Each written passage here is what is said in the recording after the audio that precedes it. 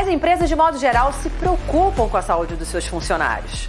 Oferecem planos de saúde, planos odontológicos, seguro de vida e até parceria com academias. Mas e quem cuida da saúde financeira desses colaboradores? Foi pensando nisso que a Genial Investimentos criou mais um benefício para o seu colaborador, o Genial Educa.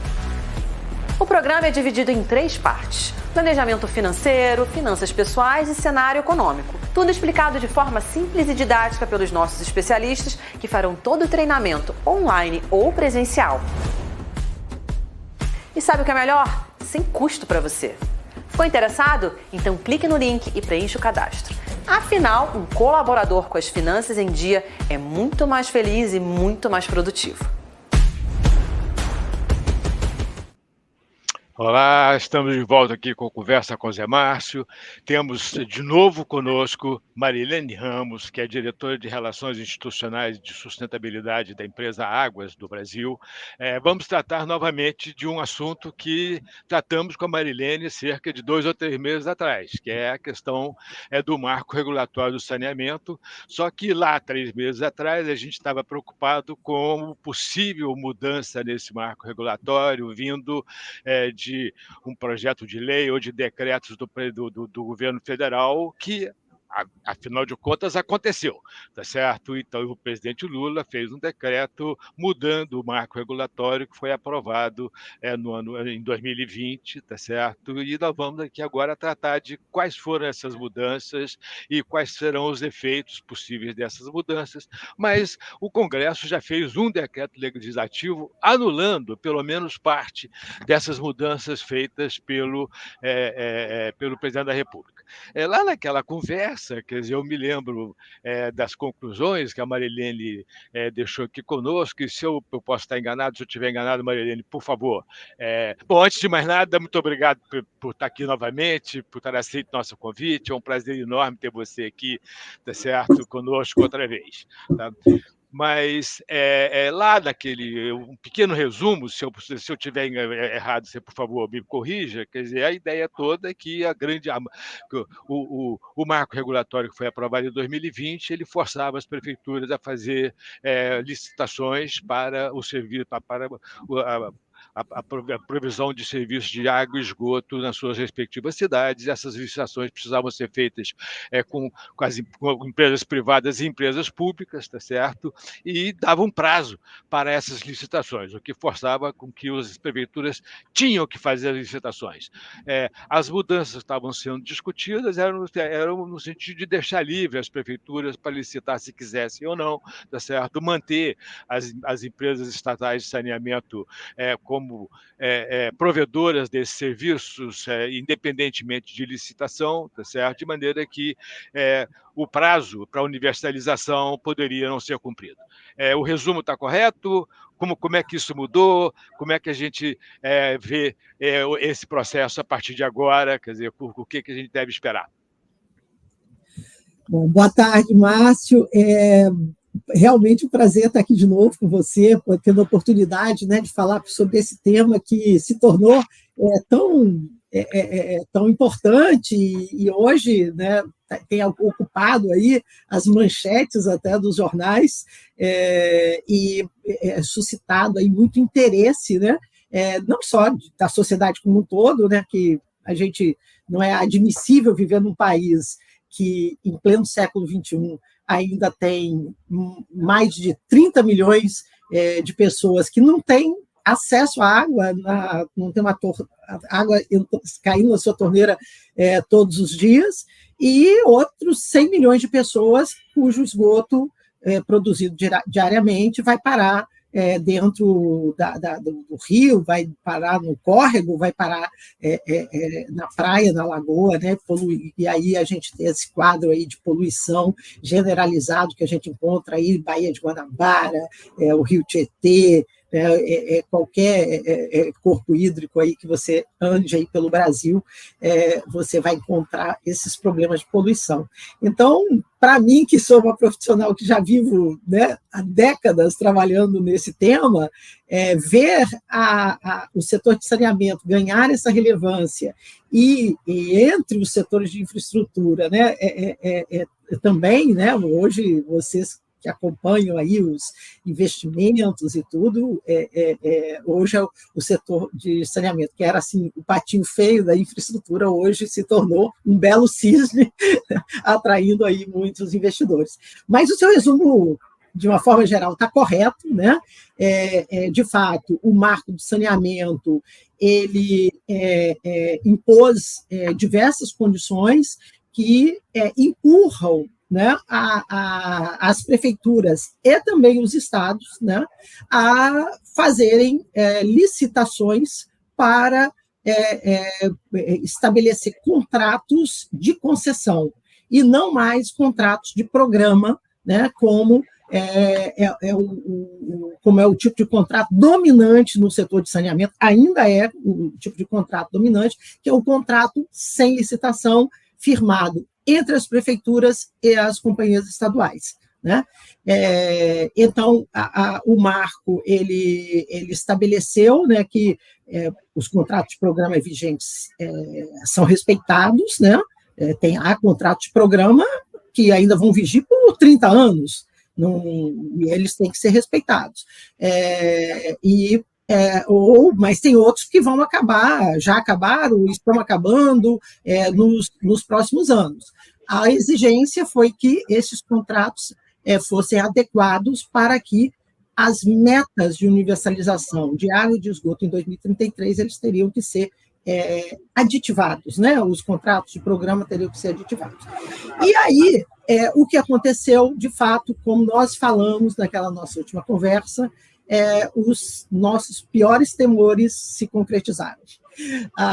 O governo tomou um caminho de preservar as companhias estaduais e publicou 2 decretos, agora foi dia 4 de abril, se não me engano, estabelecendo, né, novos prazos para regularização de contratos que eram precários, e, principalmente, ele fez um ponto em que ele reconheceu ou permitiu que uma ideia que surgiu lá no estado da Paraíba, que em estrutura, onde você tiver um bloco onde exista a participação do Estado, como poder concedente, nesses blocos, a companhia estadual ela pode ser a prestadora do serviço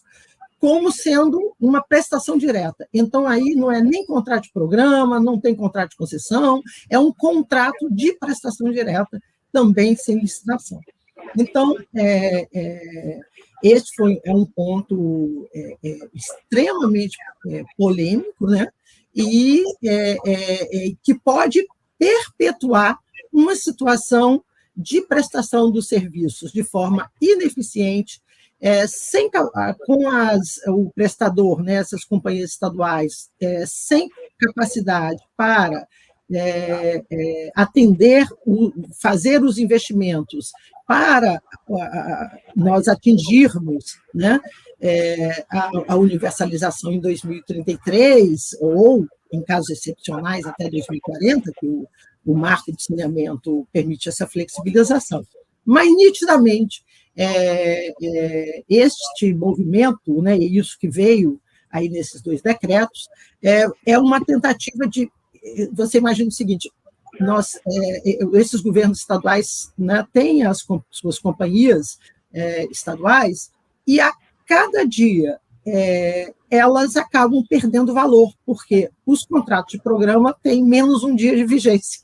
Então, cada dia, como elas têm menos um dia de vigência, ela acaba perdendo valor, caso elas não consigam conquistar novos contratos, né, entrar em competição, né, e conquistar novos contratos, ou que elas venham a ser privatizadas. Então, este eu diria assim, é a principal polêmica.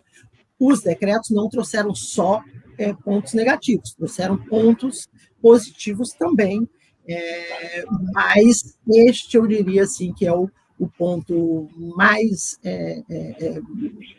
de maior divergência.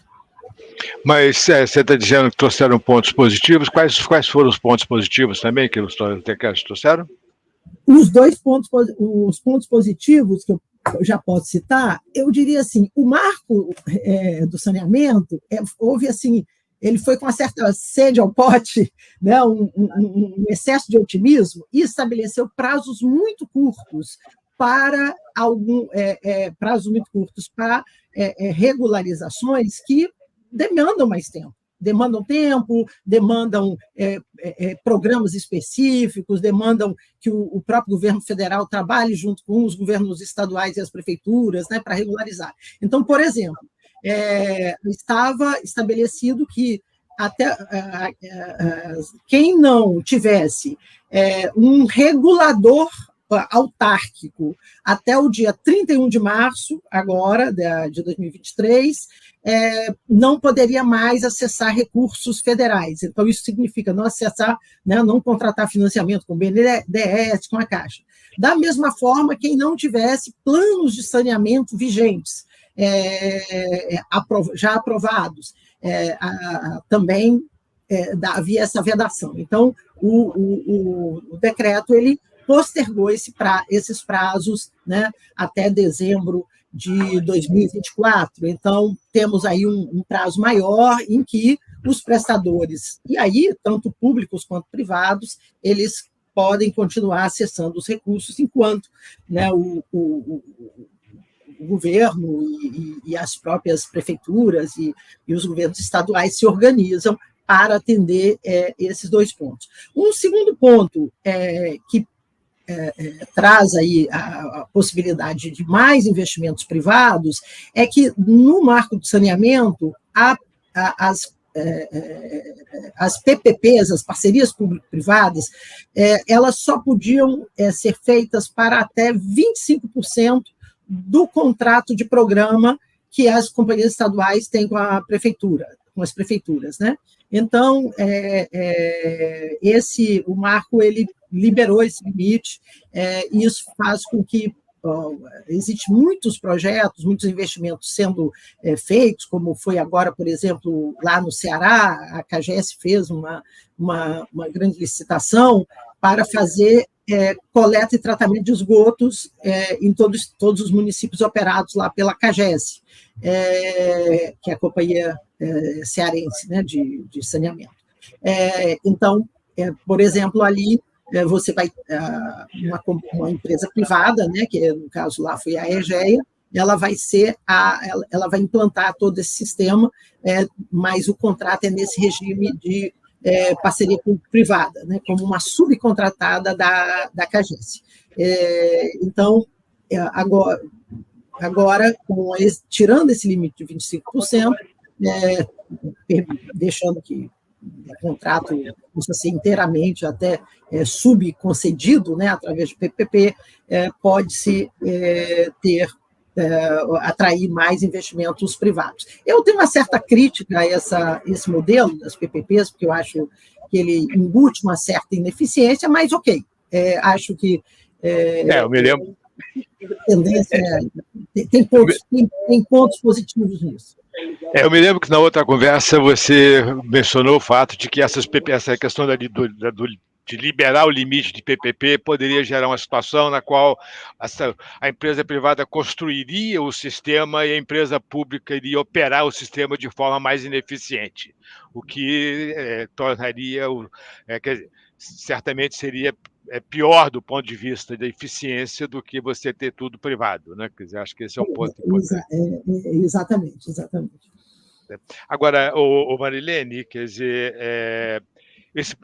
o que exatamente o decreto legislativo mudou em relação ao decreto do executivo e se não for aprovado no Senado, volta a valer o decreto do executivo ou como é que funciona isso?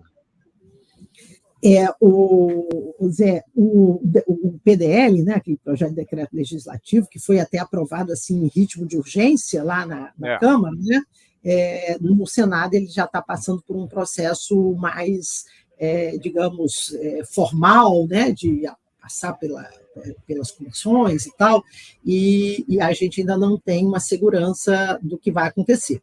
Mas o que o decreto legislativo fez, ele preservou esses pontos positivos, né? E, como, por exemplo, essas extensões de prazo para esses temas como regulação e plano de saneamento, ele preservou essa questão de afastar esse limite dos 25% para PPPs, caminhando aí para os 100%, mas ele derrubou a parte do decreto que permitia que as companhias estaduais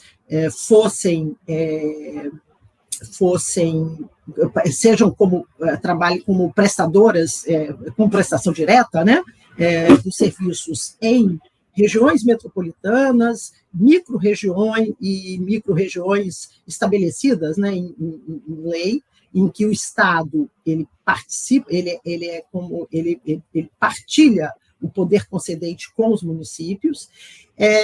Ele também derrubou a possibilidade de que contratos irregulares, né? Então, caso, por exemplo, em que uma companhia estadual ela presta serviço no município sem contrato, né? Então, o prazo para fazer essa regularização já tinha sido vencido lá atrás, e aí o decreto do governo estava restabelecendo esse prazo. O PDL derrubou essa possibilidade, né, que esses contratos são mais de 1.000 municípios com essa situação de contratos irregulares, e também ele derrubou uma questão também que é muito importante, né, que não basta a companhia dizer, olha, eu vou cumprir a meta do marco de universalização em 2033. Existe todo um rito estabelecido pela lei e pelos decretos que regulamentaram de comprovação da capacidade econômico-financeira para que isso aconteça. Porque senão fica aquela coisa, quando chegar lá em 2033, a companhia diz assim, não deu e continua dona do contrato, né? Então, o decreto presidencial, ele flexibilizava essa comprovação, e o decreto legislativo, ele, de novo, está derrubando isso. Então, esses são os principais pontos, né? Então, agora, vamos ver agora como o Senado vai estabelecer, vai reagir, e se vai manter o que foi aprovado na Câmara dos Deputados, ou se vai mexer em algum ponto, porque é normal, né? Tem aí certas negociações, e aí vamos ver o que vai acontecer. Agora, em paralelo, existem duas ações no Supremo, são ADPFs, né? Uma do Partido Novo, outra do Partido Liberal, que também questionam os decretos lá de 4 de abril. Né? E também então, tem essa discussão. Mas a gente está vendo que o Supremo está aguardando que o Congresso se posicione, né, para então dar andamento a esses PDLs. Agora, andamento a essas ações. Agora, Marilena, deixa eu voltar a pergunta.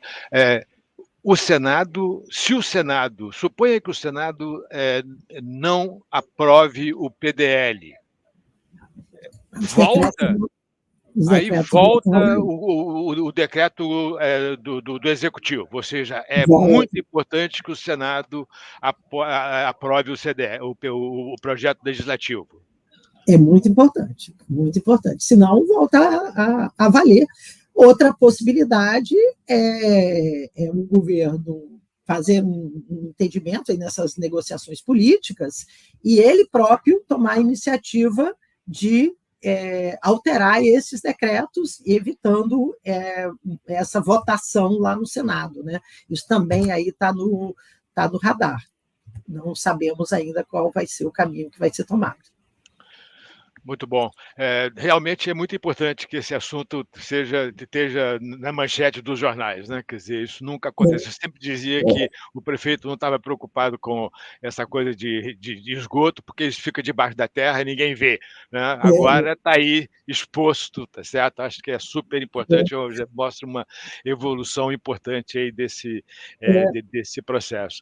Agora, Maria, deixa eu... fazer um comentário, né, que eu acho assim, até impressionante, né, para mim, foi como assim, o governo ele atravessou a rua e foi pisar na casca de banana lá do outro lado, né, porque esse tema, né, do saneamento, da participação privada, do questionamento desses contratos-programa, sem licitação, as companhias estaduais sentadas em cima desses contratos, sem investir, né, o prefeito não tem nem força, nem poder para ir lá fazer, questionar isso. Quando ia para a justiça, quando tentava fazer a concessão, a companhia estadual vai para a justiça e o processo se arrasta por décadas e décadas discutindo na justiça e a concessão não acontece, né? A gente vê, por exemplo, aqui, falando do nosso estado do Rio de Janeiro, o caso de Teresópolis, né? Eu acho que até citei isso, talvez, na conversa passada, que eu conheço Teresópolis desde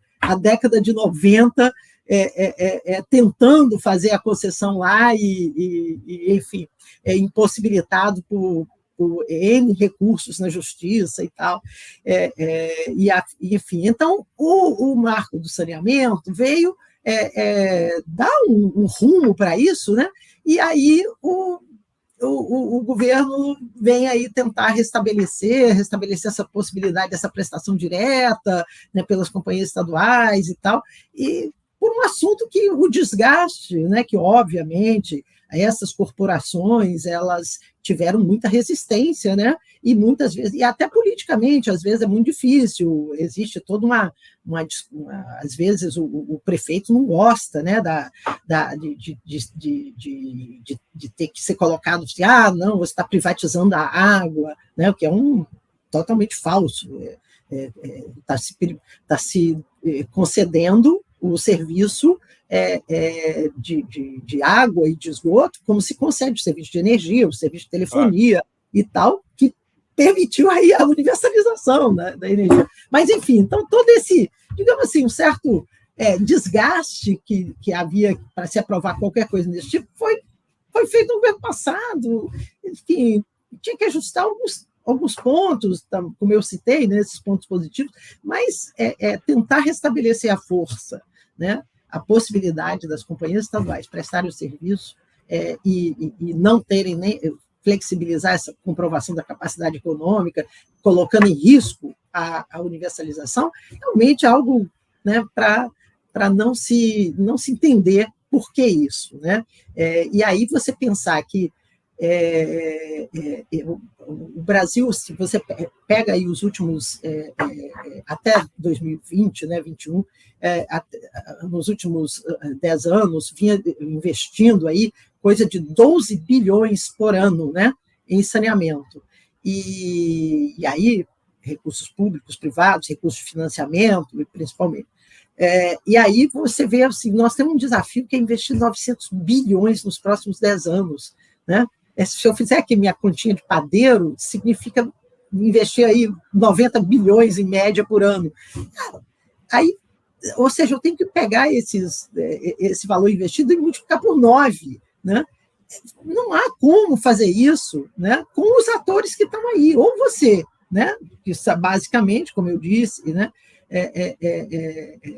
até 2020, 75% da população brasileira estava sendo atendida, né, ou não atendida, pelas companhias estaduais, 20% pelas prefeituras e 5%, 7% aí pelas companhias privadas, né? Ou seja, se você não muda esses atores, a possibilidade de multiplicar os investimentos é absolutamente ridícula, né? E a gente teve aí, nesses últimos 2 anos, leilões que atraíram aí 60 bilhões de compromisso de investimento, onde só os leilões dos últimos 2 anos, né? 60 bilhões, onde a maior parte desses recursos vão ser investidos nos próximos 10 anos. São 30 bilhões em outorga, pagas aí aos estados e municípios, e hoje saltamos de 5%, 6% para 25% da população com algum nível de atendimento pelas companhias estaduais. Então, aquilo que levou 20 anos para sair do zero e chegar a 5%, 30 anos sair do zero e chegar em 5%, em 2 anos a gente saiu de 5 para 25%. Né? Então, realmente não dá para entender você ficar preso aí nessa agenda negativa, mexer num tema, né, um marco legal que é super jovem, né, tem pouquíssimo tempo, que já vem mostrando resultados. Super bem sucedido. Isso é bem sucedido. Super bem sucedido. Hoje, deixa eu ver se eu entendi, lá em 2020, 5% do serviço era prestado por empresa privada, hoje já 25% é prestado por empresas privadas.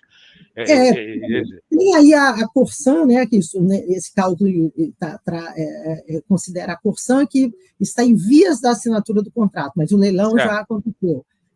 Mas está em vias. Mas deixa eu te fazer uma pergunta. Eu posso estar enganado, é uma sensação de leigo que lê jornal, tá certo?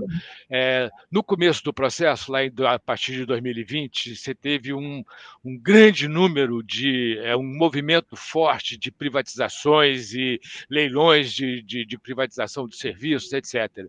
A minha impressão é que esse afã que aconteceu aí nos primeiros 2 anos, deu uma arrefecida nesse ano. É verdade? Isso tem a ver com a disputa em relação ao marco regulatório? Ou eu estou totalmente enganado, o AFAM continua e existe continua um movimento para aumentar investimento no setor? Você tem razão, Zé, pelo seguinte, lembre-se, o ano passado foi ano eleitoral, e principalmente o ano de eleição de governadores, né? E aí, o que acontece? Eu experimentei isso quando eu estava no BNDES, lá em 2016, quando nós começamos os convênios com os governos estaduais para fazer as modelagens, né, para fazer as concessões, rapidamente nós tínhamos 17 estados com convênio conosco, né? Isso era 2016, início de 2017. Quando foi chegando final de 2017, início de 2018, ano de eleição de governadores, os convênios foram sendo cancelados, os governadores foram desistindo. Por quê? Porque é um tema polêmico, é um tema que, em geral, os governadores não querem enfrentar em ano eleitoral. Então, já é natural isso, né? Obviamente que a perspectiva de uma mudança de governo, mudança de posicionamento, todo mundo botou aí um pé no freio. Então, já no fim do ano passado, eu dizia que este ano de 2023 ia ser um ano aí de poucos projetos. Porém, nós temos conversado lá com toda a equipe do BNDES, liderada lá pelo o diretor Nelson Barbosa, né, e com uma equipe técnica que já vem lá do BNDES experimentada, e existe sim um pipeline, mesmo com a edição dos decretos, vou até repetir o que disse o diretor Nelson Barbosa, nenhum governador ligou lá para dizer assim, saiu esse decreto, eu quero mudar, eu vou voltar atrás, né?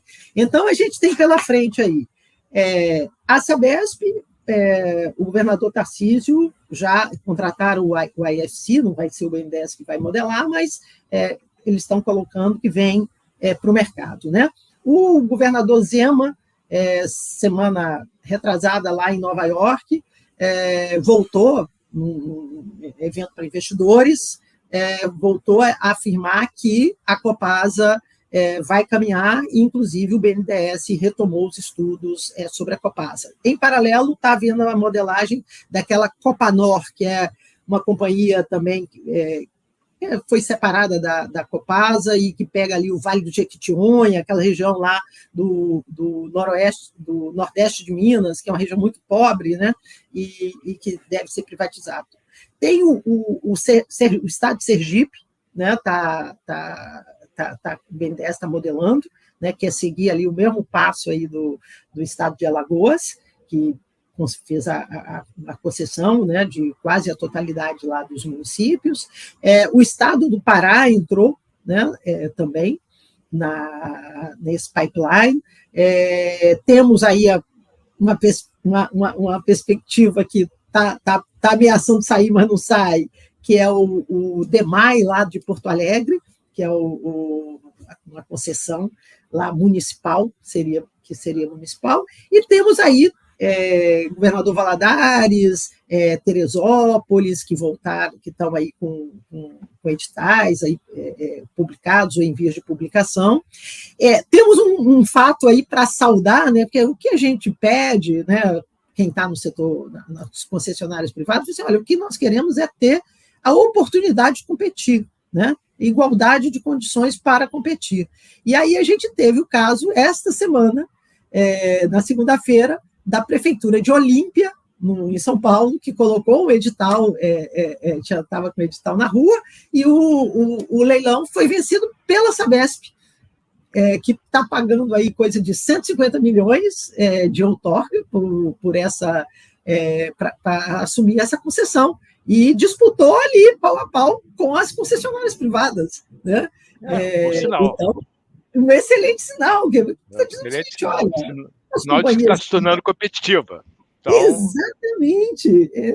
Este e, obviamente, ao medida que ela vai ganhando, que essas companhias estaduais entrem nos leilões, né, e ganhem novos contratos, aquele problema que eu falei, né, que é delas perderem valor a cada dia, elas repõem o estoque delas e vão, né, aí sim, só ganhar valor. Agora, tem uma curiosidade, eu não sei se você quer falar sobre isso, se não quiser, não precisa te falar, quer dizer, mas que é o que está na imprensa aí, que tem uma disputa na Bahia, em Salvador, né? Quer dizer, que a CM Neto gostaria de privatizar a concessão em Salvador, enquanto que o governador do estado, que é do PT, quer que fique com a companhia estadual. Existe esse conflito? Esse conflito afetou, de alguma forma, a discussão aí sobre os decretos e etc.? Existe, o que houve lá, né? Houve uma aprovação de uma lei criando a região metropolitana de Salvador, e com isso você teria uma governança para o saneamento, onde haveria um compartilhamento, né, do poder concedente entre os municípios e o próprio município de Salvador e o governo do estado. E a prefeitura de Salvador entrou na justiça contra essa lei, conseguiu suspender a vigência dessa lei, e com isso o plano, né, de